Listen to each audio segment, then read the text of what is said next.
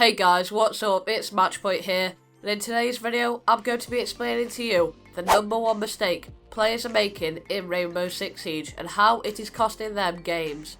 So if you do find this video useful, consider dropping a like on the video, and if there are any topics that you would like me to cover next, or if you have a specific topic that you are struggling with and would like me to cover it, well, comment it down below so I know to do them. If you are new around here, welcome, and I hope you enjoyed the video. So let's get on into it. And I'm sure you're all wondering by now, well, what is this #1 mistake? Well, actually, it's when players make rash decisions in the heat of the moment. And this causes them to lose so many games because of it, and rounds. You'll often see players making them quick and rash decisions without thinking it through carefully. And this is a mistake I see so many Siege players making, day in, day out, and I'm sure you will too when you know what I mean. Them making these rash decisions is often down to a lot of variables. For example, greed is a big one of them, rushing to go ahead and get that kill. Now if we take a look at this example on Bank in CCTV, as you can very clearly see, I'm holding down the CCTV area and going to be delaying the enemy's push through here, as it is a common entry point and I've worked that out. Whether I manage to delay their time here, or I manage to pick up a kill, it does not matter. I'm still doing my job and being successful at it. Now I am going to be holding down the tunnel and I've got a line of sight on there, but the first big mistake from my teammates is that two of them come running over, try to hold down CCTV with me. Now for starters, they made a rash decision because they know that is a common entry point and that is typically where the attackers will be pushing. They're greedy, going for that kill, whereas I am already holding down the angle. Now in the previous round they did end up pushing through here, which is why those teammates have come running over as they are hungry for those kills. Now there's no need for 3 people to be holding down CCTV, let alone 3 of them all watching the tunnel. There should be a max of 2 in CCTV if really it needs it. And if there was, the other one should be holding down the vertical play that they can make with coming down the stairs.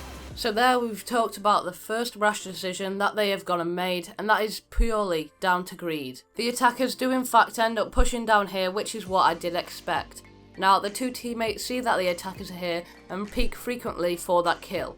Now for starters, there is no need to really peek here, they could if they wanted to, but they're being over aggressive and instead they should just be delaying their time with their presence.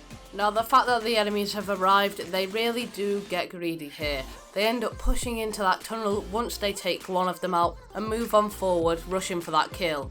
Now right here they're playing directly into the attacker's hands. They're ending up coming forward and the attacker is just simply going to hold the line of sight while they run like headless chickens towards them. And that is one of the more common rash decisions that I see being made. People running in for that kill like headless chickens. And I'm sure you've all seen it before as well. Now that I've given you the picture of what you're doing wrong in Siege and what is costing you those games, well, how do we go about solving it and changing it? Well, first of all, kills aren't everything. Don't get me wrong, kills are beneficial to your team. That's the core part of the game. However, delaying their time can in some cases be a lot more valuable. As a roamer, your job isn't to go ahead and frag out, it can be just to delay time. Simply delaying a minute of their time because of your presence being there, or you're simply rotating, causing them to be confused. It ends up slowing the enemy's push down, so when it does come to that crunch time, they're not going to have their push ready. They haven't got what they wanted to get done. They haven't managed to get that vertical play in and get those hatches open. They haven't managed to go ahead and open that garage. And first of all, they are going to be very stuck, as then they have to go ahead and rush in without a plan, and really that is where the kills will start to come in. You'll be able to pick them off one by one. Now another method for defense, and we will be getting on to attack very shortly, is that time is on your side. You've got time everywhere. Always remember, the attackers have got to come to you and they've got to make that push to plant that diffuser. It's their choice. You can just sit there and wait for them to flow in. As in a lot of scenarios, it is better to go actually ahead and play time instead of peeking that angle. Now for the attackers, they can actually go ahead and use the defenders' rash decisions to their advantage.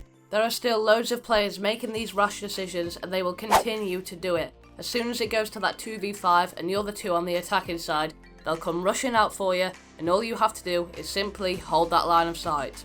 Let the defenders play into your hands and control them. If you can get this issue across to your teammates either by sharing the video or letting them know about the video, then definitely your team is going to have a higher advantage, as you're not going to be losing as many rounds compared to other teams that do make those rash decisions. And that's going to be it for today's video, guys. I hope you have all enjoyed. If you did, or you found this video useful, then make sure to leave a like on the video and subscribe for more tips and tricks like this. And I'll catch you guys in the next one. Bye bye.